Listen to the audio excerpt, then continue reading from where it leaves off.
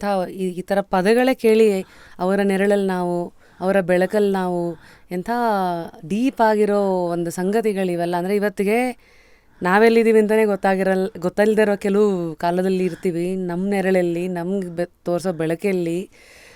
ನನಗನ್ಸುತ್ತೆ ಪುಸ್ತಕಗಳು ಕೂಡ ಕೆಲವು ಸತಿ ಅಂಥ ವ್ಯಕ್ತಿತ್ವಗಳು ಸಿಕ್ಕಿಲ್ಲ ಅಂದರೆ, ಈಗ ನನಗೆ ಒಂದು 25-35 ವಯಸ್ಸಿನಲ್ಲಿ ನಮ್ಮ ಈ ಕಾರ್ಪೊರೇಟ್ ಈ ಬಿಗ್ FM ಅಂತ ನನ್ನ ಹೆಸರು ಹೇಳೋದಾದರೆ ಅಲ್ಲೆಲ್ಲ ಹೇಗಿರ್ತಿತ್ತಂದರೆ ರೇಸು ಸರ್, ಅದು ಲಿಟ್ರಲಿ ರ್ಯಾಟ್ ರೇಸ್ ಅಂದರೆ ಹೆಂಗಂದರೆ ಹಾಗೆ.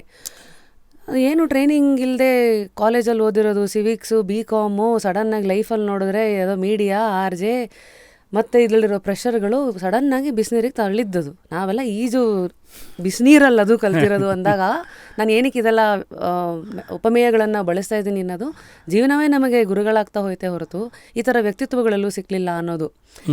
ಅಥವಾ ಸಿಕ್ಕರೂ ಅವರನ್ನು ನಮ್ಮ ಗುರುಗಳಾಗಿ ತಗೊಳ್ಳೋಷ್ಟು ಸದರನೂ ಬಹುಶಃ ಇರಲಿಲ್ಲ. ಸೊ ಪುಸ್ತಕಗಳ ಬಗ್ಗೆ ಮಾತಾಡೋಣ. ಯಾಕೆಂದರೆ ಇವತ್ತು ಅಂಥ ವ್ಯಕ್ತಿಗಳು ಸಿಕ್ಕಿಲ್ಲ ಅಂದರೆ ವ್ಯಕ್ತಿತ್ವಗಳ ಆಲೋಚನೆಗಳು ಪುಸ್ತಕಗಳ ಮೂಲಕ ಸಿಗತ್ತೆ. ಸೊ ಯಾವ ಒಂದು ಪುಸ್ತಕ 25-35-40 ಆ ಒಂದು ಹರೆಯದಲ್ಲಿ ಓದ್ಕೋಬಹುದು ಇಂಥ ದೊಡ್ಡ ಬರಹಗಾರರಾಗಿ ನೀವು ಹೇಳೋದು? ಬಹುಶಃ ಆ ವಯಸ್ಸಲ್ಲಿ ನೀವು ಓದೋ ಕನ್ನಡ ಪುಸ್ತಕ ಯಾವುದು ಅಂದರೆ ಕುವೆಂಪು ಅವರ ಪುಸ್ತಕಗಳು. ಕುವೆಂಪು ಬರೆದಂಥ 2 ಕಾದಂಬರಿ, ಮಹತ್ ಕಾದಂಬರಿಗಳಿದ್ದಾವೆ. ಒಂದು ಮಲೆಗಳಲ್ಲಿ ಮದುಮಗಳು, ಇನ್ನೊಂದು ಕಾನೂರು ಹೆಗ್ಗಡತಿ. ಈ 2 ಕಾದಂಬರಿಗಳಿದಾವಲ್ಲ. ಆನಂತರ ಶಿವರಾಮ ಕಾರಂತರದ್ದು 2 ಕಾದಂಬರಿ ಇದೆ. ಒಂದು ಮರಳಿ ಮಣ್ಣಿಗೆ, ಇನ್ನೊಂದು ಕನ್ನಡಿಯಲ್ಲಿ ಕಂಡಾತ ಅಂತ. ಇದು ಅದು ಬಿಟ್ಬಿಟ್ರೆ ಒಂದು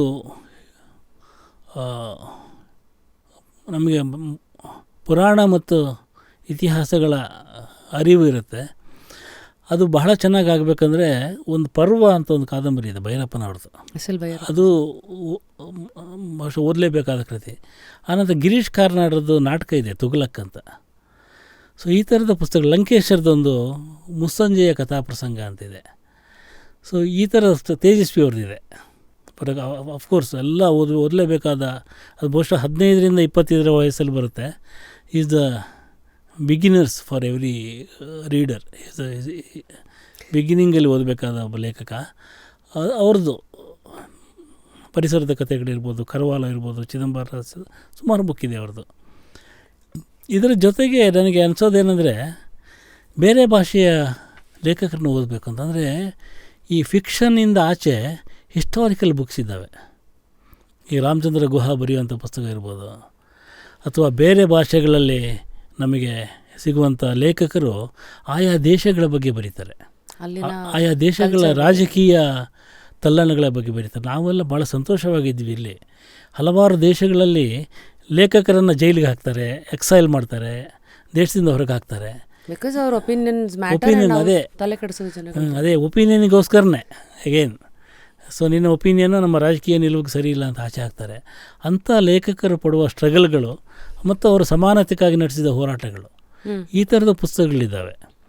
ಅದನ್ನು ಆ ಏಜಲ್ಲಿ ಓದಬೇಕು. ಆಗ ಒಂದು ನಾವು ನಮ್ಮ ಸಂತೋಷ ಎಲ್ಲಿದೆ ಅಂತ ಗೊತ್ತಾಗುತ್ತೆ ಅಂತ. ನಾವೇನು ಅಂದ್ಕೊಂಡಿರ್ತೀವಿ ಅಂದರೆ ಒಂದು ಒಳ್ಳೆಯ ಜಾಬ್ ಸಿಕ್ಬಿಟ್ರೆ, ಅಂದರೆ ಈ ಲೋಕದಲ್ಲಿ ಬದುಕುವುದಕ್ಕೆ ಬೇಕಾದ ಅನುಕೂಲಗಳಿದಾವಲ್ಲ, ಅದು ಸಿಕ್ಬಿಟ್ರೆ ಸಂತೋಷವಾಗಿದ್ವಿ ಅಂದ್ಕೊಡ್ತೇವೆ. ಬಟ್ ಅದರಿಂದ ಆಚೆ ಒಂದು ಹ್ಯುಮ್ಯಾನಿಟಿ ಇರುತ್ತಲ್ಲ, ಆ ಹ್ಯುಮ್ಯಾನಿಟಿಯ ಸಂತೋಷಗಳನ್ನು ಕಂಡುಹಿಡಿಯೋದೇ ಲೇಖಕನ ಕೆಲಸ ಅಂತ. ಅವನು ಅದನ್ನು ಹುಡುಕ್ತಾ ಇರ್ತಾನೆ.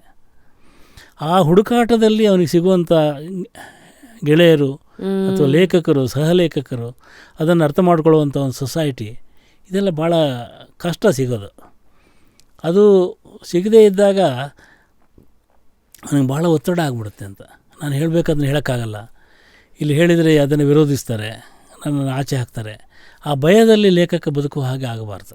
ಯಾವುದೇ ಒಂದು ಚಿಕ್ಕ ಪಾಸ್ ತಗೊಳ್ಳೋದಾದರೆ ಇದಕ್ಕೆ ಸೂಕ್ತ ಅನಿಸೋ ಹಾಗೆ, ಎಷ್ಟೋ ಕಡೆ ನೀವೇ ನಿಮ್ಮ ಹಳೆ ಇಂಟರ್ವ್ಯೂನಲ್ಲಿ ಹೇಳಿದ್ದೀರಾ, ನೀವು ಜೋಗಿ ಆಗೋಕ್ಕೂ ಮುಂಚೆ ಜೋಗಿಯವರು, ಯಾಕೆಂದರೆ ಜೋ ನಿಮ್ಮ ಹೆಂಡತಿ ಜ್ಯೋತಿಯವರ ಮೊದಲ ಅಕ್ಷರ, ಮತ್ತು ನೀವು ಗಿರೀಶ್ ಅವರು ಗಿ. ಇನ್ಯಾರೋ ಶಿವಣ್ಣನ ಸಿನಿಮಾ ಜೋಗಿ ಅಂತ ಆ ರೆಫರೆನ್ಸ್ ತಗೊಳ್ಳೋ ಮುಂಚೆ, ಇದಕ್ಕೂ ಮುಂಚೆ ಐ ಥಿಂಕ್ ನೀವು ಸುಮಾರು ಕಾಲಮ್ಸ್ಗಳು ಬರೆಯೋ ಇದರಲ್ಲೆಲ್ಲ ಎಲ್ಲೋ ಹೇಳಿದ್ದೀರಿ. ಹೆಸರಿಲ್ಲದೆ ಬರೆಯೋ ಇದರಲ್ಲಿ 2 ಅಡ್ವಾಂಟೇಜ್ ಇದೆ. ಒಂದು, ಹೊಗಳಿದ್ರು ನಿಮಗದು ಬರಲ್ಲ, ಏನಾದ್ರು ಟೀಕಾ ಟಿಪ್ಪಣಿಗಳು ಮಾಡಿದ್ರು ಅದ್ರ ಪ್ರೆಷರು ನಿಮಗಿರಲ್ಲ ಅಂತ. ನಾನು ಅನಾಮಧೇಯವಾಗಿ ಬರೆಯೋದಕ್ಕೆ ಇಷ್ಟಪಡೋದು ಯಾವಾಗಲೂ. ಅಂದರೆ ಹಾಯ್ ಬೆಂಗಳೂರಿಗೆ ರವಿಕಾಣದ್ದು ಬರೆದಾಗ ಜೋಗಿ ಅಂತ ಬರೆದೆ, ಬಟ್ ಆಮೇಲೆ ಜಾನಕಿ ಅಂತ ಹೆಸರಲ್ಲಿ ಬರಿತಿದ್ದೆ. ಅದನ್ನು ಜಾನಕಿ ಕಾಲಮ್ ಅದನ್ನು ಭಾಳ ವರ್ಷ ಬರೆದೆ. ಆಗ ಅದು ನನಗೆ ಭಾಳ ಫ್ರೀಡಮ್ ಕೊಟ್ಟಂಥ ಅಂಕಣ ಅದು. ಯಾಕಂದರೆ ನನ್ನ ಹೆಸರು ಇರಲಿಲ್ಲ, ಏನು ಬೇಕಾದ್ರೆ ಬರಿಬೋಯಿತು. ಅಂದರೆ ಏನು ಬೇಕಾದ್ರೆ ಬರೆಯುವಾಗ ಒಂದು ನನ್ನದೇ ಆದ ಒಂದು ಒಳ ಎಚ್ಚರ ಇರಬೇಕು, ಯಾರನ್ನು ಬೈಯೋದಕ್ಕೆ ಬಳಸಬಾರ್ದು ಅದನ್ನ. ಬಟ್ ಅನಿಸಿದ್ದನ್ನು ಭಾಳ ಮುಕ್ತವಾಗಿ ಹೇಳೋದಕ್ಕೆ ಅವಕಾಶ ಸಿಗುತ್ತೆ ಆಗ. ಇವತ್ತು ಅಂದರೆ ಅನಾನಿಮಸ್ ಅಂತ ಹೇಳಿದಾಗ ಇವತ್ತು ಸೋಷಿಯಲ್ ಮೀಡಿಯಾದಲ್ಲಿ ಅನಾನಿಮಿಟಿ ಇದೆಯಲ್ಲ, ಅದು ಭಾಳ ಡೇಂಜರಸ್. ನಿಜ. ಅಂದರೆ ಹೇಗೆ ಉಪಯೋಗಿಸ್ಬೇಕು ಗೊತ್ತಿಲ್ಲದೆ ಇದ್ದರೆ, ಅಂದರೆ ನಿಮಗೆ ಅದು ಅರಿವು ಇಲ್ಲದೆ ಹೋದರೆ ಡೇಂಜರಸ್ ಅದು. ಆಮೇಲೆ ನೀವು ಅದನ್ನು ಸರಿಯಾಗಿ ಬಳಸದೇ ಹೋದರೆ ಅಪಾಯಕಾರಿ. ಬಟ್ ನೀವು ಸರಿಯಾಗಿ ಬಳಸಿದರೆ ಒಪಿನಿಯನ್ ಮುಖ್ಯ ಆಗಬೇಕು ಹೊರತು ವ್ಯಕ್ತಿ ಮುಖ್ಯ ಆಗಬಾರ್ದು. ಅಂತ ಯಾರು ಹೇಳ್ತಾರೆ ಅಂತ ಮುಖ್ಯ ಅಲ್ಲ, ಏನು ಹೇಳಿದ್ದಾನೆ ಅಂತ ಮುಖ್ಯ ಅಲ್ವಾ. ಎಷ್ಟೋ ಸಲ ನೀವು ಕೋಟ್ಸ್ಗಳು ಹೇಳ್ತಿರಲ್ಲ, ಅದು ಯಾರೋ ಹೇಳಿರ್ತಾರೆ, ನಾವು ಇನ್ಯಾರೋ ಹೇಳಿದಾವೆ ಅಂದ್ಕೋತೀವಿ. ಅಂದರೆ ಹಿಸ್ಟರಿಯಲ್ಲಿ ಒಂದು ವೆಬ್ಸೈಟೇ ಇದೆ, ಮಿಸ್ಕೋಟ್ಸ್ ಅಂತ. ಬರ್ನಾಡ್ ಶಾ ಹೇಳಿರ್ತಾನೆ, ನಾವು ಇನ್ಯಾವುದೋ ಹೆಸರನ್ನು ಬಳಸ್ತಾ ಇರ್ತೀವಿ. ಸೊ ಈ ಥರದ ಹಾಗೆ ಅಲ್ಟಿಮೇಟ್ಲಿ ಏನಾಗಿರುತ್ತೆ ಅಂದರೆ ಕೋಟ್ಸ್ ಇಂಪಾರ್ಟೆಂಟ್. ಇವತ್ತಂತೂ AI ಒಂದು ಕ್ಯಾರೆಕ್ಟರ್ ಕ್ರಿಯೇಟ್ ಮಾಡಿ ಅಲ್ಲಿ ಹೇಳಿಸ್ತಾ ಇರ್ತಾರೆ, ಅದನ್ನು ನಿಜವಾದ ಲೇಖಕನ ಸಾಯಿಸಿಬಿಟ್ಟಿರ್ತಾರೆ. ಹೌದು ಸರ್, ಅಷ್ಟು ಮುಂದಕ್ಕೆ ಹೋಗಿದೆ. ಹೌದು. ಹೀಗಾಗಿ ನಾನು ಹೇಳೋದು,